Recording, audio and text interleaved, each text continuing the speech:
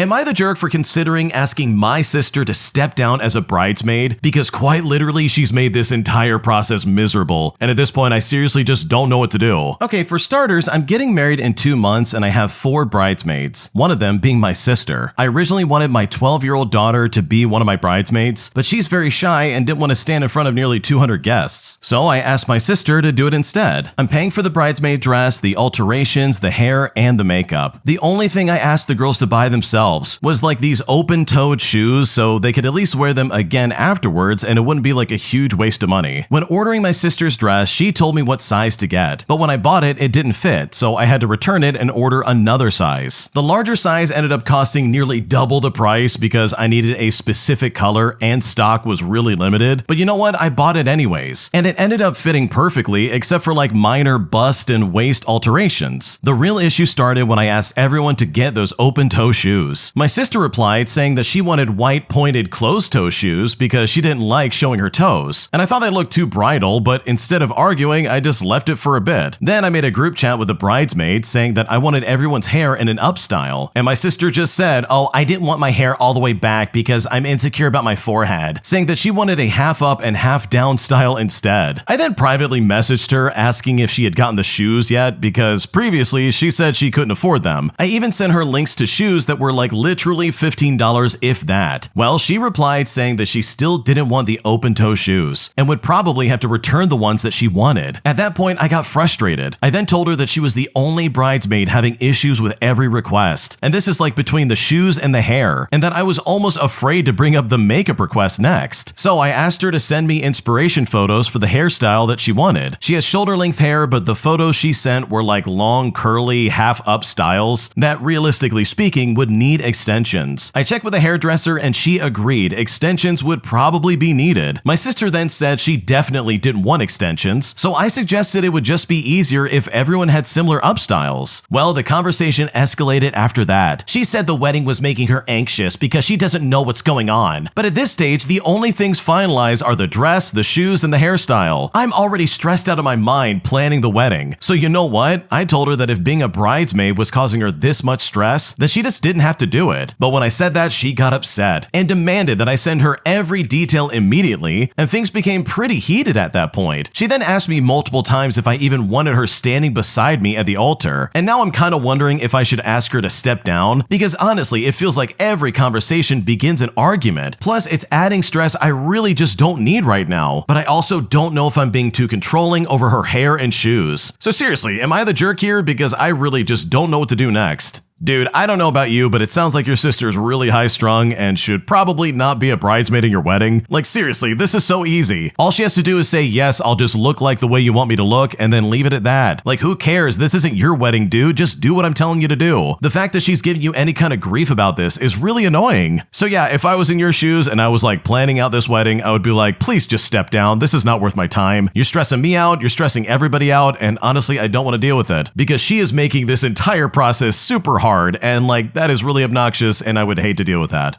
My parents are tricking me into giving up my car so that my brother can have it, as they're trying to make me believe that my car is broken beyond repair, thus forcing me to drop thousands of dollars to get a new car just so my brother can have my car. And now I'm just so confused by this entire situation because it really feels like they're trying to pull one over on me. And at this point, I just don't know what to do. Welcome back to Am I the Jerk, the only show on the internet where, yeah, you can find out real quickly just how bad someone else's parents can be. And the parents of this first story are obnoxious. They're so rude, they're so condescending, and they're clearly trying to pull one over on the original poster. So if you haven't already, subscribe to Am I the Jerk, click the bell to turn on notifications, snuggle into your favorite blanket, grab some popcorn, and let's get started. Okay, I really feel like I'm at my breaking point right now, and I just don't know where to go with this. I'm a 21-year-old female, and my parents have always had clear favoritism towards my brother his entire life. My brother is 17 years old, and the only explanation that makes sense is that he's their only biological kid. And for reference, I live with my biological mom and my stepdad. Well, yesterday my car broke down. I asked my parents to come help before I called a tow truck because my car wouldn't move. And I thought, okay, maybe it's something simple. But my God, it definitely wasn't. My car started smoking while I was driving, and eventually I paid $160 for a tow, and I had it taken to my dad's buddy's shop. But guess what? They literally won't tell me what's wrong with the car. My dad then immediately asked me how much money I had saved, and then said that I was gonna need a new car. Now, I kept asking what the issue was, because before the tow, I crawled under my car looking for anything broken or abnormal, and I literally saw nothing. But suddenly, he's telling me something is hanging and broken, but he wouldn't show it to me. When we dropped the car off, he jokingly told his buddy that I destroyed my car, and it honestly didn't feel like a joke. And if I'm being completely honest, at this point, I still don't know what's wrong with the car. All I know is that the rear tires had to be like manually unlocked because somehow my parking brake turned on by itself without me pushing the button. We leave the shop, and my parents immediately start telling me that I have to buy a new car. They start showing me older cars that were back in like the 2000s, even though I'm currently driving a 2017 Titanium Escape. I then asked them, well, what about my car? And it's here that they said they would fix it up and then give it to my brother. Plus, my dad feels entitled to this decision because it's his money now all of a sudden, because I get paid to go to school because my dad got 100% disability from the military. And holy crap, at this point, I lost it. I worked my butt off for 3 years for that car, working 2 waitressing jobs. They used that excuse that my dad got extra pay from the government shutdown and put $6,000 towards paying off my car all the time, which is the only reason they refused to put the car in my name. And trust me, that's a whole other story in and of itself. It honestly feels like they let me have the car just long enough for me to pay for everything, and now that something major happened, they want to fix it and hand it to my brother while forcing me into buying another car. And mind you, my brother is a lazy piece of crap. He's never had a job. All he does is play video games, he never helps out around the house, he eats everything, and he can barely even pass high school. They can't even trust him to wake up on time or even get on the bus. The whole situation makes me feel cornered and really stressed out. My parents keep insisting on paying for repairs on my current car because I had small issues that I ignored, like my seat motor being blown so the driver's seat doesn't move, or something that just makes the car more eco-friendly but doesn't affect driving. They insist that all of that needs to be fixed, and then immediately starts talking about buying me a new car. I feel like they're taking advantage of the fact that I worked hard for my stuff. I've been job hunting for months and trying to save so my boyfriend and I can move out. But now my dad's saying that any new car has got to be in his name again, and I'm scared the same thing will happen all over again. They also use the excuse that I have it easier because I'm a woman, and my brother supposedly has it harder because he's a man, which honestly makes no sense. So honestly, am I overreacting here? Like, am I really obligated to do all these things for my parents? Or am I onto something with thinking my parents are using this situation to favor my brother? Because right now I really just don't know what to do.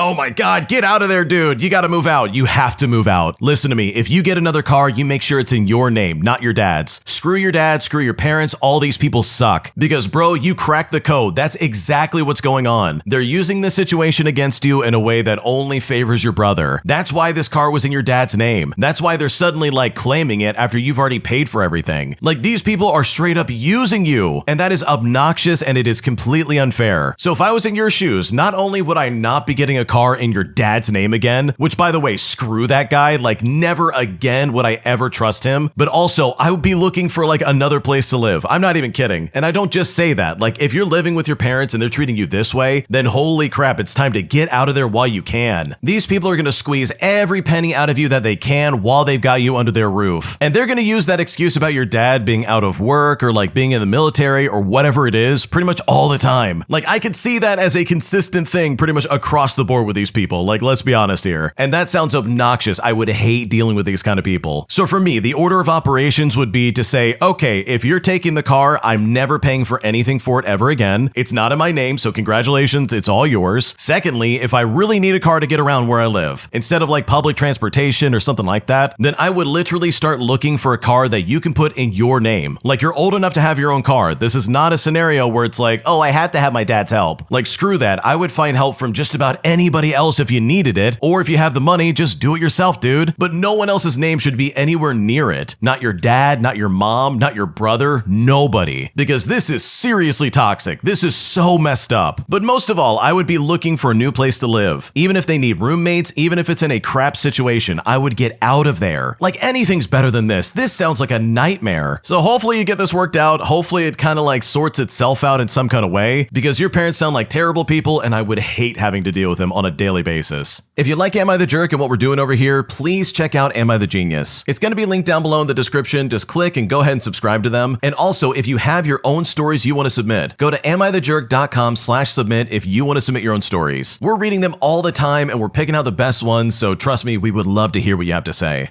My roommate is absolutely obsessed with losing weight, but it's gotten to the point where she's now using me as an example of how skinny she wants to be online to an extent that's making me incredibly uncomfortable. Because after I snapped at her when she did it one too many times, she's now devastated, with pretty much all of my friends siding with her, saying that the way I talked to her was cruel and very unnecessary, even though I really don't think it was. Because right now I'm not sure if I'm the jerk or not, and I just don't know what to do. Here's what's happening. Okay, so my roommate's been posting her weight loss journey on social media, and I've become increasingly uncomfortable because she keeps making my body part of her content. For a bit of context, I'm 5'7" and around 110 pounds, and I seriously have always struggled to keep weight on. If I don't intentionally eat more, then I feel full, and I tend to drop closer to 105, which is stressful and physically tiring for me. I'm giving these details only because my body has become part of the issue. I really don't think my body should be used as someone else's public comparison point, weight loss goal, or surgery reference. Now, she has started to say online that part of why she started losing weight was because she felt so big next to her roommate, which by the way, that's me she's talking about. She also said that a guy she brought home was looking at me the next morning instead of her, and that already made me uncomfortable, but I didn't say anything at first. Now, we have designated fridge and pantry shelves in our living space, and because I'm trying to maintain and gain weight, I keep higher calorie foods around, stuff like avocado, ribeye, full-fat yogurt, oils, desserts, etc. But when I do this, she's yelled at me in the past for being unsupportive because of the food on my shelves being like a temptation for her. So to try and like keep the peace, I bought opaque containers and I put all my food in those. I have talked to her before and asked her to stop, but she said she read that it was good to have a real life goal instead of a celebrity. And she did say she'll stop the online posts, but in real life, she didn't stop. There was also a post where she said she was considering a boob job. She actually took one of my bras from the laundry and showed it in the video. She read out my bra size and the brand from the label, commented on the bra design, and even put it on herself. She also showed 2 photos of me with my face censored but my body visible. She repeatedly commented on my waist, my chest, my thighs, and even like drew lines on the photos. And holy crap, I felt incredibly violated. Even with my face censored, that was still my body, my underwear, and my private information being used as content. I also felt like my body was like being publicly evaluated, but I didn't want to like comment publicly because I don't want to identify myself. A couple days ago, we were at a mutual friend's get-together, and she refused to eat cake someone made because she said it would make her fat, and basically justifying it by saying that she wasn't me, who just eats anything that I want all the time. Well, at this point, I finally snapped. I said something like, "You're never going to be me. You'll never be as skinny, and you'll just end up with like an eating disorder and tons of plastic surgery because you'll never have my natural waist or my chest." Now, I know that was harsh, but I also didn't think that I snapped out of nowhere. When I said this, she started crying, and some people even said that I was being cruel and unsupportive. But I said, okay, then she should stop posting about me on social media. But some people still defended her, saying that she should be able to have like body goals and post about body positivity. Some of her friends have even direct messaged me about being so cruel, so now I'm honestly not so sure. So seriously, am I the jerk here? Because I really don't know what to do.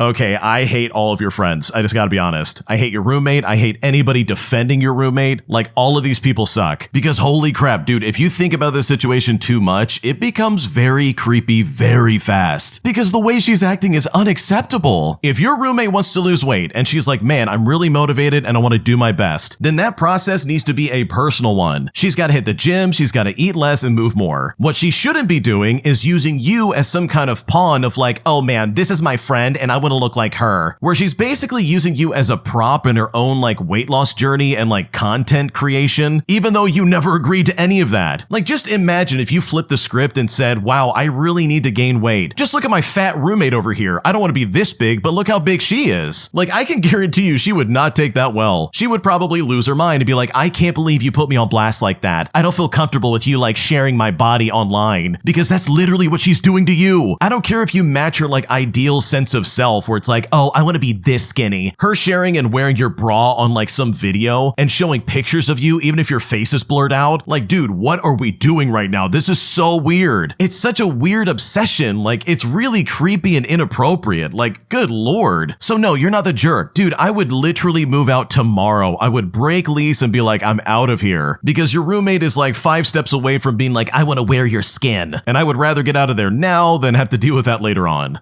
My best friend has been lying for years that she's allergic to milk, but after watching her eat dairy products all the time at home, I finally decided to, in a roundabout way, call her out on this, which caused her to storm off in a way I have not seen before. And at this point, I just don't know if I made a mistake or not. Here's what happened. For a bit of backstory, me and my best friend are 18-year-old females, and ever since elementary school, we've been really good friends. I also have diagnosed celiac disease ever since I was 11. It's a severe autoimmune condition, which means I have to avoid gluten and products that may contain gluten at all costs. And as a pre-warning, I absolutely love my best friend and always will. Now, it all started out when we were 15 years old, and I started having complications in relation to my celiac disease. I had been out of school for about a week after being in a hospital on drips and IVs, and the next week, my friend randomly decided that she was lactose intolerant without a doctor diagnosing it or even visiting a doctor. She told all of our other friends that she had been to a doctor, but told me that she just wanted to tell them as a joke. I remember feeling a bit rubbed in the wrong way, and I explained to her that that's a bit odd, but didn't really go any deeper into it from there. And literally, as this whole story happens, she remains eating dairy products at home. As time went on, when we went on school trips and camps together, she would go down as lactose intolerant, and obviously I would have to have gluten-free foods. What rubs me the wrong way now is that she just expects to have dairy-free food options at camps and school trips, and whenever there isn't enough options for her undiagnosed dietary requirements, it's always a problem. However, like I said, she still continues to eat dairy at home. I also feel like it takes away from the severity of my needs as we sort of come as a pair. However, over spring break, me and my boyfriend and herself and her boyfriend decided to take a camping trip. Now, long story short, I offered to provide the snacks and meals for everybody, and I just thought to myself, well, why should I buy her dairy-free products while she clearly eats dairy at home? Well, cut to the first night of camping, and we got down to eat a meal of spaghetti, and she turned around and said, do you have any dairy-free cheese? And I just said to her, no, why would I bring dairy-free cheese? You eat it at home all the time. Well, long story short, in the end, she and her boyfriend stormed off. And I seriously just find it all really bizarre, but I really just don't understand. Like, am I seriously the jerk in this situation for not like giving in to her fake dietary needs? Because right now, I just don't know what else to do. Okay, someone in the comment section put it down perfectly. For starters, she's pissed off that you called her out on something she knows for a fact she's lying about. Because as someone who really is lactose intolerant and my tummy gets a rumbling if I have milk, like, dude, you don't want this. Seriously, this sucks. This is the worst thing ever. I've got to take a pill anytime I want to, like, I don't know, enjoy ice cream. And even then, we can't guarantee I won't have stomach cramps. So for her to be faking that is just stupid. Like, why would you want that? But the real reason that somebody said is like, oh yeah, she's mad because you called her out. But there's a real really good chance that her boyfriend probably doesn't know that this is a complete lie. She probably lied to her boyfriend and said, yeah, I'm lactose intolerant as well, so we need to eat stuff that doesn't have dairy in it. So when you didn't bring non-dairy stuff, she was probably like, oh, I can't believe you would expose me like that. But if I'm being completely honest, like, why wouldn't you? She's lying for attention. She literally is doing this just so she can like be like you. She probably saw all the attention you got after you were in the hospital for a week, and she's like, oh, I want that as well. So now I'm lactose intolerant so I can look like I'm suffering. Like, holy crap, what a weirdo. Like, this is such a weird thing to keep up for this many years. So no, you're not the jerk for not catering to someone's like make-believe dietary needs. It's super obnoxious that she's acting like this, and I would not want to put up with that if I was in your shoes. Am I the jerk for asking my boyfriend's dad to leave my house after we got into a fight over one of the dumbest reasons on planet Earth? Because this guy screamed at me in a way that I really didn't expect, and it's kind of left a bad taste in my mouth, especially considering the fact that my boyfriend did nothing to defend me, which has me really set on edge, and it's made me start to question everything about our relationship. Here's what's currently happening. I'm a 28-year-old female, and recently I bought my first house. It is older and it could use some cosmetic updates, but it's completely move-in ready and was actually priced significantly lower than comparable homes in the area, which is a big reason why I bought it. From the very beginning, my boyfriend's dad has been pretty negative about the house. He repeatedly told me that I overpaid, implied that I was stupid for buying a house that needed so much work, and generally just made comments that rubbed me the wrong way. Well, recently they were both over at the house, and at one point I went into the bathroom and I noticed the toilet seat had been left up. So I came out and jokingly said, okay, which one of you left the toilet seat up? And although I did mean it as in like, why did you do this? I really meant for it to sound like I was teasing or ribbing, kind of like how guys joke with each other. Well, his dad kind of laughed and ignored me at first. Then a few minutes later, I brought it up again and I said, okay, seriously though, please put the toilet seat down next time. And when I said this, he just refused. We then went back and forth a few more times, and every time he refused. And then he started making comments about how I was stupid for not knowing how to use a toilet seat because I could just put the seat down myself. He also implied that it was my job as a woman to do it. And holy crap, at that point, things escalated. And I will fully admit that after being mocked and refused in this way, I did get an edge in my voice and I raised it some because I was frustrated that a simple request in my own home was being turned into a huge issue. Finally, I calmly said, okay, I would like for you to leave now. And at that point, he stormed out. He slammed the door and he yelled, don't ask me for a single thing. He then got in his truck and he peeled out of the neighborhood. But the part that really upset me the most was my boyfriend's reaction. He said absolutely nothing during any of this. He didn't defend me. He didn't tell his dad to calm down. Didn't say those comments were inappropriate, like literally nothing. Afterwards, he completely dismissed my feelings and kept saying it's just a toilet seat. But I repeatedly tried explaining that it was never actually about the toilet seat. Instead, it was about being mocked and disrespected in my own home, after a simple request, not to mention his awful comments towards women, and feeling unsupported by my boyfriend while someone spoke to me like that. My boyfriend says his dad felt disrespected by the way I initially called him out, and he thinks that I escalated things unnecessarily, and I can totally understand that my wording and my tone may not have landed the way I intended, and I did acknowledge that later. But then my boyfriend also told me that afterwards, his dad told him that he needed to keep his woman in line, and my boyfriend admitted that he said nothing in response to that either, because he didn't want to escalate things. I still feel like the actual issue is being ignored, and now my boyfriend thinks I'm massively overreacting and making drama over just a toilet seat. Meanwhile, I feel like this situation revealed a much bigger issue in our relationship. So am I the jerk here? Because right now I don't know what to do.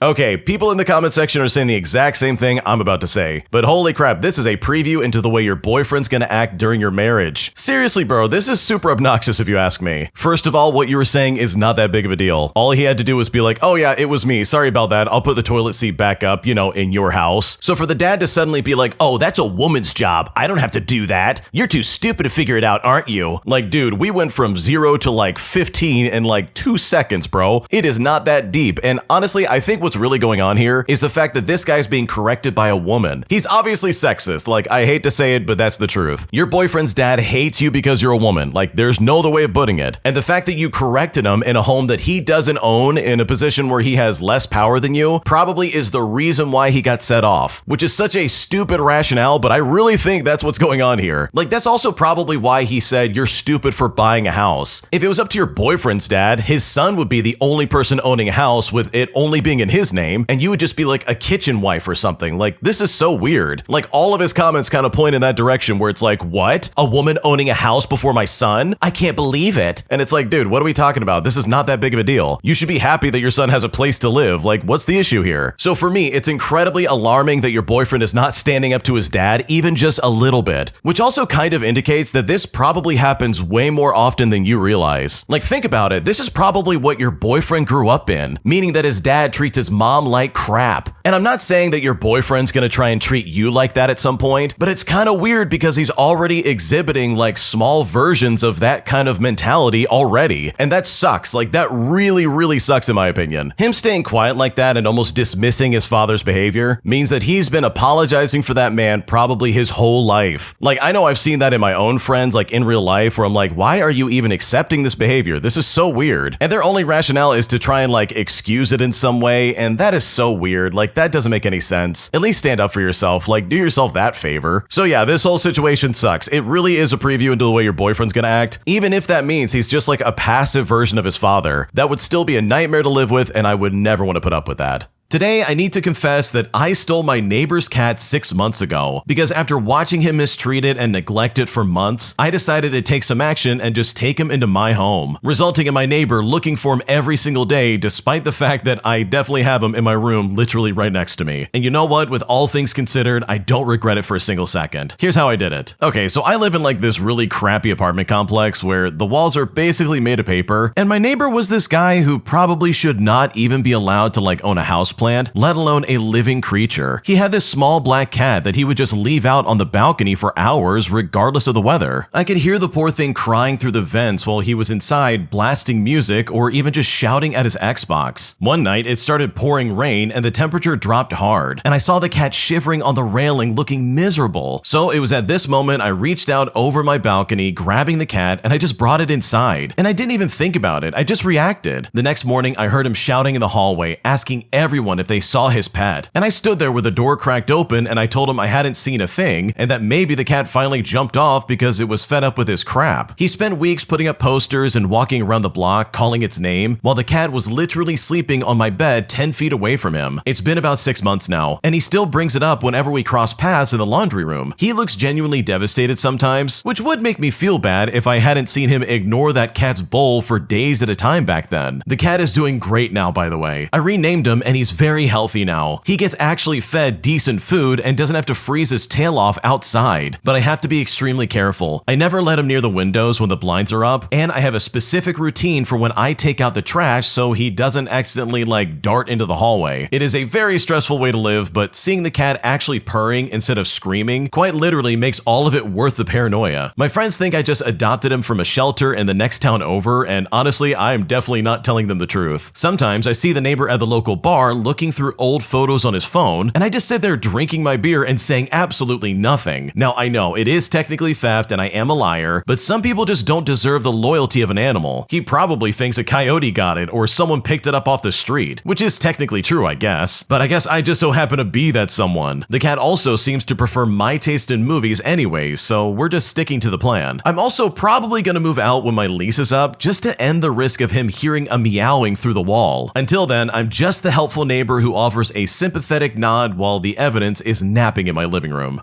Okay, dude, I love this so much because no, you're not doing anything wrong. In my opinion, I think you did the right thing and you probably saved that cat's life. Like seriously, who would leave this small little cat on the balcony to shiver and like freeze in the rain? That is so crappy and just so mean. Like, dude, I would have taken that cat in as well. So yeah, this is a good thing. I think you did the right thing by saving this cat, and hopefully you're able to keep the cat safe from this guy from here on out. If you like Am I the Jerk and what we're doing over here, please check out Am I the Genius. It's going to be linked down below in the description. Just click and go ahead and subscribe to them. And also, if you have your own stories you want to submit, go to AmITheJerk.com/submit if you want to submit your own stories. We're reading them all the time and we're picking out the best ones, so trust me, we would love to hear what you have to say. My friend really expects me to go on vacation with him after he literally bailed on the one we had booked like not even a few months ago, because the way he's acting right now is kind of weird and it's kind of setting off some red flags, and I just don't know if I should go or not. Here's what's currently going on. Okay, for starters, my friend and I booked a vacation a few months ago to go to Europe, and sometime after like paying the deposit, he told me that he simply couldn't afford it, even though it was his idea and he also works full time, so I'm not sure how he somehow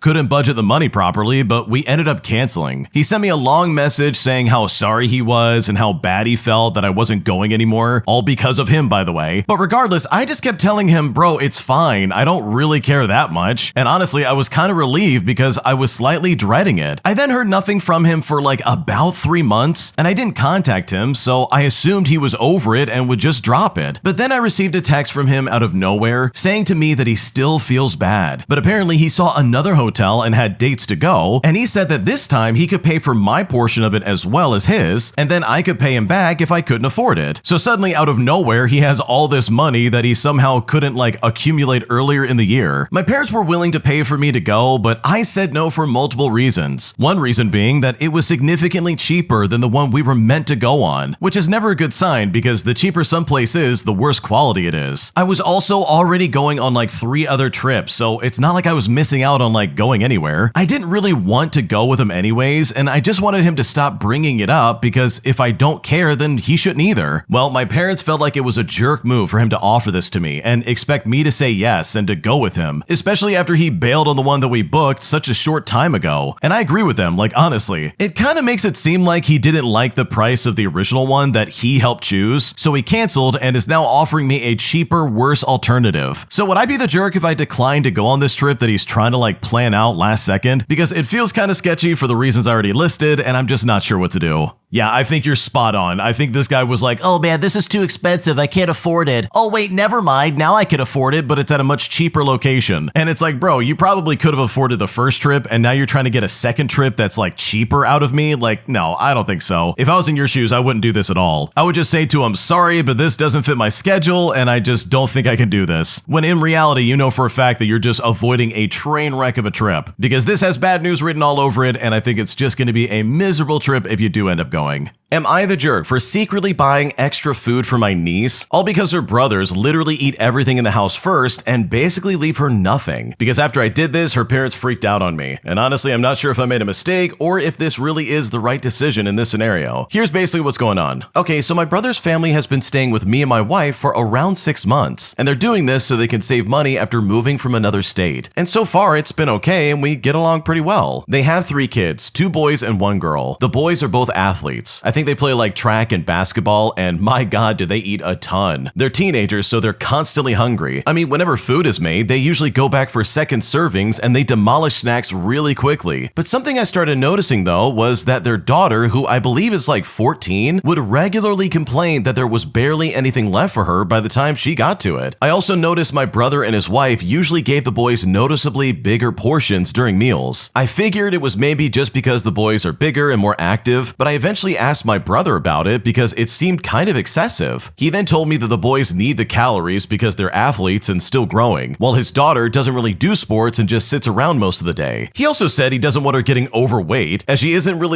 physically active outside of normal school activities. But honestly, I found what my brother said to be very strange, maybe even emotionally damaging to their daughter with the way they handle food. So after that happened, I started buying some extra snacks and drinks and keeping them in the main part of the house, which would be away from where their family mostly stays. I mean, they're in the guest area of the house, and that has its own kitchen in and of itself. I then quietly told my niece that she could help herself whenever she wanted, so she wouldn't feel like she had to compete with her brothers for food. Well, eventually my brother found out about this and completely lost it. He accused me of making him look like some terrible parent who was starving his daughter. He said she already gets 3 large meals a day that his wife cooks, and that they do buy her snacks, but she doesn't need to pig out on them. He also said if I was gonna buy extra food for one of his kids, then I should be letting the boys have access to it too. I told him the entire reason I did it was because the boys already eat most of everything in the house, and his daughter was the only one consistently being left out. So seriously, am I the jerk here? I'm not really sure if I should have gotten involved, but honestly, I felt like I needed to do something, because right now I don't know what else to do. Okay, your brother is incredibly sexist. I can say that confidently and without any hesitation. He seriously is looking at his daughter and being like, I don't want you to get fat, but otherwise my boys over here can eat as much as they want. Like, dude, why do you care about that so much? Like, it really seems like this guy is obsessing over his daughter's, like, appearance and the way she's gonna look by literally underfeeding her. Like, what are we doing right now? Giving all of your food to your sons and then being like, okay, daughter, you get the scraps left behind. Like, that's horrifying. You're mistreating your kid, dude. Like, what are you doing? Like, if I saw a kid being underfed, I would immediately do something about it. I would be like, here, you can have as much as you want, and no, your stupid brothers can't have any. They get plenty to eat otherwise. And it's so funny because it's like, oh, if my daughters can have access to this food, then my boys also need to have access to it. And it's like, oh, okay, dude, you literally just showed your hand. You have a clear bias towards your sons, and you just don't care about your daughter. You want your sons to have access to that food so that she doesn't have any. And also, there's clearly no signs that the daughter's overweight or anything like that. She's probably like a normal young lady who just, I don't know, is living her life. So for this guy to be so strict about what she can and can't eat, like, this is weird. And it's almost like borderline I would call somebody about this, like, I don't know, report him somewhere, whether like a social worker or like, I don't know, the school or doing some kind of wellness check, because this sounds really sketchy, like it really does. Because look at the way he reacted when you said, yeah, I'm giving your daughter food because you're not giving any. He like immediately admits exactly what he doesn't want, but he's already doing. Oh, you're making me look like a bad parent. She eats plenty. But it's like, no, clearly she's not. Clearly she's still hungry and you're doing nothing about it. And you're denying her food when she says that. Like, come on, dude. So no, I think if I was in your shoes and I had them living in my house, I would try to take care of this kid as long as possible. Like, I would give her whatever she wants. If she wants more food, then congratulations. There's a whole pantry with just your name on it. And no, absolutely nobody else is gonna touch it. Because the way the dad's acting seems really awful. Like, I just can't imagine a good excuse for this. And I think it's probably better just to do something about it and endure whatever conflict this causes than to do nothing and for this kid to suffer needlessly. Like, that's unnecessary and that shouldn't be happening. My idiot friend got beaten up by intentionally keying this one guy's car, as the guy was literally still sitting in the car when he did it, and honestly, it was a mess. But now, me and my other friend are being blamed for all of this happening, as my friend's mom is saying that we should have stayed behind and fought with this guy instead of running off in fear like we did earlier. And now, after considering everything, I don't know what to think and I don't know what to do from here. Okay, so back when I was 16 years old, something happened that still sticks to me to this day. Not because of guilt or anything like that, but because of the sheer entitlement of it all. Now, I had a stupid phase for exactly 2 days where I scratched cars with a compass while walking home from school. On the first day, it was just old beat up ones. But on the second day, a high-end car just so happened to be parked on my route home. And I really wanted the thrill of being a vandal. My friend, who I will call Corey, who was 15 at the time, was with me both days watching. But then I stopped doing it because I didn't want to make it a habit. But apparently the seed had already been planted. Like, it was way too late. Days later, my friend Corey and our other friend, who I will call Jay, was walking with us again. And eventually, Corey got excited and decided to scratch a car himself. And holy crap, this was a huge mistake, because literally the driver was still inside. The guy then suddenly burst out of the car. He was this massive, middle-aged man who was full of pure rage. And when we saw this, Jay and I bolted immediately. We were full of adrenaline and fear. Like, I wasn't about to get beaten for something I didn't do. And we assumed that Corey ran too, but he didn't. We came back later to find Corey's mother and an older cousin at the scene. Corey had been slapped around and yelled at, and his face was marked with red welts. There was no blood, but he definitely looked wrecked. The driver had left after the mother argued and said they were going to make a police complaint, even though she never did it. But then she and the cousin turned on us. We were summoned to Corey's house like criminals. Corey sat on the sofa beaten, and instead of focusing on the grown man who had hit her son, his mother lectured us by saying, "You don't run. You fight together. That's not what friends do." Then the cousin piled on, genuinely arguing that we should have stayed and fought the man. This guy was huge, by the way. Like, what were 3 skinny teenagers supposed to do? They looked at us like we were the real villains. And that's the entitlement I'll never forget. They honestly believed that we owed it to Corey to take a beating in solidarity, not to call for help or find an adult. No, to physically fight a raging stranger on his behalf. I sat there silent as they scolded us, but inside I was filled with nothing but contempt. I felt zero pity for Corey, just disgust at 2 grown women who directed their venom at frightened kids instead of, like, I don't know, holding their son accountable. I even swallowed my ego and apologized in that moment because I had no choice, but you know what? It meant nothing. I didn't scratch that car. I didn't force Corey to do it. I was definitely not his personal bodyguard. I literally ran out of fear, and I would do it again. The entitled people in that house weren't the teenagers. They were the adults who thought a 16-year-old should have just let himself get beaten up too. A year after Corey got beaten up, his father struck up the conversation with me out of nowhere. It was casual and like friendly even. He asked asked what I wanted to do with my life, and I said I hadn't figured it out yet. Then he told me to pay attention to the final dialogue of a specific movie. I eventually found it, and the protagonist in this movie tells the audience that God has thrown everyone in a war zone, that you should have goals, and that you need to train extremely hard to reach them, and that those without goals should die as soon as possible because they're useless to others. He never mentioned his son, he never raised his voice, but I had just told him that I had no plans and no direction, and then that line hits me. So I still don't know if it was like a grudge delivered quietly, but I heard it, and I think I was meant to because this really was a terrible situation.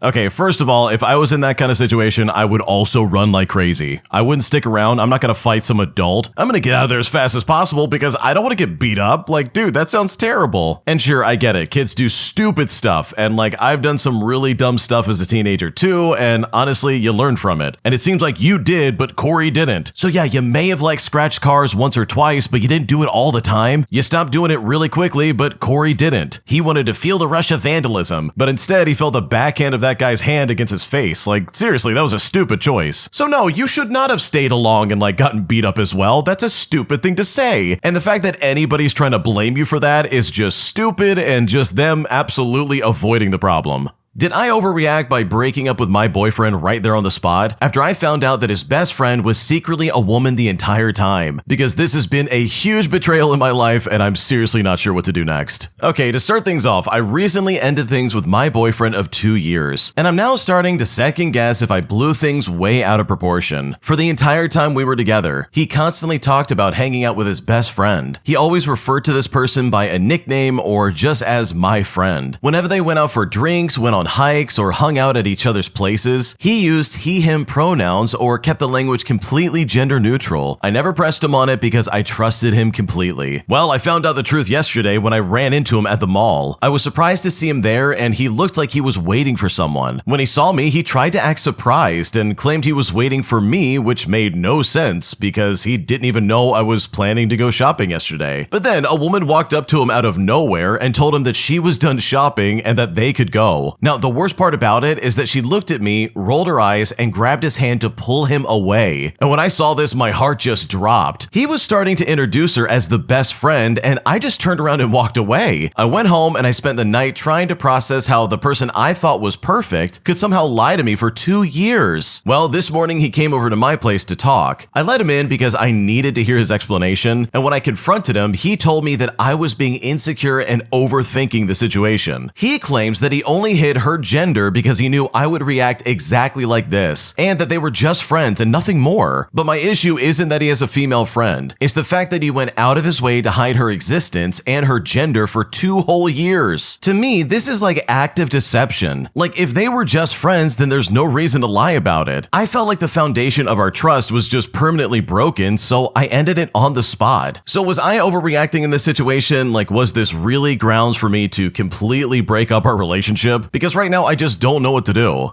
Okay, I gotta be completely honest with you. It sounds like your former boyfriend had 2 girlfriends. He had you and the woman he was clearly hiding from you. And also, what kind of statement is that? This guy's sitting there trying to be like, oh yeah, I hid this from you because I knew you would be pissed off. This is how you were gonna react by finding out about my female friend I spent all this time with. You know, the same female friend that's comfortable enough to be like, oh, let's hold hands and I'm gonna pull you away from this woman. Rolling her eyes at you as if like you're the problem. It's like, dude, what are we talking about? The only problem here is this guy who clearly has 2 girlfriends. Like, it's pretty obvious and it's pretty toxic. So no, you're not the jerk. Like, dude, I would have done the same thing. This is not an overreaction at all, and I think you're absolutely in the right. Am I the jerk for embarrassing my roommate? As I revealed to the guy next door that my roommate's been in the bathroom for an hour and a half, as I literally had to go next door just to relieve myself. Because now my roommate is pissed off at me and I really just don't know how to handle this, and at this point I don't know what to do. Here's what happened. Okay, to start things out, I live in a student dorm. It's 2 of us in a room with me and my roommate, and for the sake of the story, I'll call my roommate Lisa. And my god, Lisa loves her bathroom. Once she goes inside, she spends a lot of time doing whatever. This happens every day multiple times. times, and each time ranging from like 30 to 90 minutes. As far as I know, it's because she's usually smoking, which is allowed indoors where I live, or she's watching some reality TV show or doing like the normal basic bathroom stuff. Once she comes out, she goes, "Oh, I'm so sorry. I don't know why I do this. I'm crazy." And then next time she does it all over again. I stopped asking her to cut this off whatsoever because she just forgets about it or just simply doesn't care. So a couple of days ago, Lisa went to the bathroom and I just had like 3 cups of tea. And of course, at some time, maybe half an hour later, I wanted to go pee. I then thought to myself, well, surely it's maybe one of the quicker times and she'll leave the bathroom soon. But no, another 15 minutes go past and she's still inside. I knock on the door and I ask her, "Hey, how much time do you really need in there?" She then says 15 more minutes. And I say, "Bro, I'm about to pee myself. Please hurry up." And Lisa just answers back by saying, "I'm so sorry. I'll be real quick." Well, another 30 minutes go past and I genuinely feel awful. My stomach hurts badly and I feel like I'm about to pee myself pretty much every time a minute passes by. I then knock on the door again, but she says, "Oh, 15 more minutes." And that's when I legitimately thought to myself, no, I cannot wait another 15 minutes. Because seriously, I'm like definitely about to wet my pants soon and probably like die of embarrassment right afterwards. My fight or flight mode kicks in and eventually I choose flight. I run out of the room, I knock on our neighbor's door, who is Lisa's classmate and also my friend, and I ask if I can please use the bathroom because Lisa's been in ours for an hour and a half now. He just lets out a laugh about it and then lets me in. The next day when Lisa came home from university, she looked super irritated by something. When I asked her what happened, she said nothing. And then 15 minutes later, I asked her again because I couldn't ignore the mad look on her face. She then said to me, "Why would you embarrass me like that with the bathroom thing? Now everyone is laughing at me, asking, well, what are you doing for so long in there?" And honestly, thinking back, maybe I really did mess up. I mean, I could have just not mentioned how long she was in there, but I felt like I should have to explain why I was knocking at someone else's door to go to the bathroom. Regardless though, I was frustrated and I wanted to share my frustration, so maybe that's why it came out like that. I mean, I felt super embarrassed myself because I had to go to another guy's bathroom to pee and my stomach was really hurting. That's why I'm not sure if it was like my mess up or hers or maybe both. So what do you think? Like, am I the jerk in this situation? Because I really just don't know what to do.